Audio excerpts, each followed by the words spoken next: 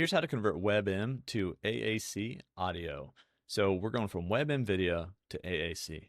What we can do is just drag and drop any WebM videos. You can do multiple if you want into this app that I created called ConvertSave. In the link in the description or the pinned comment, you can go check it out. And also you can just go to convertsave.com.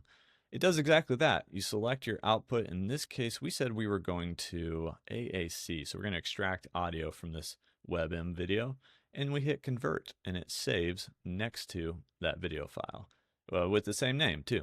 And so if you have multiple, it'll save multiple. It can save to different folders all at once. It just goes down the list. And so that's how you can convert WebM to AAC.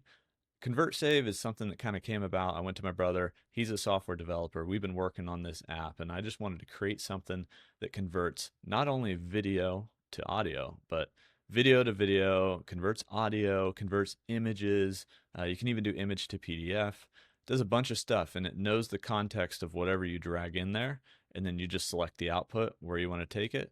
And we even have these advanced features where you can customize your conversions. So we default to whatever the best quality is for that conversion. So you get like this one-to-one conversion output, but you can add in your own presets if you're an advanced user. And if you're not quite that advanced, you can actually go to Options Builder and you can see the different features that you can add to your conversions: audio filters, volume, start and end time. You can trim your audio out. And then if it's images, you'll see like different image things, like adding filters and effects, or resizing or cropping and stuff like that.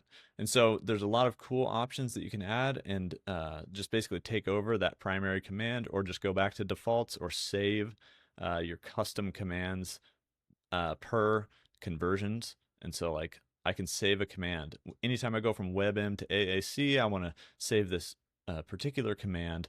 And so then it's saved and I never have to go back there. I can just drag stuff in and hit convert and it'll use that command, which is pretty cool. That's ConvertSave.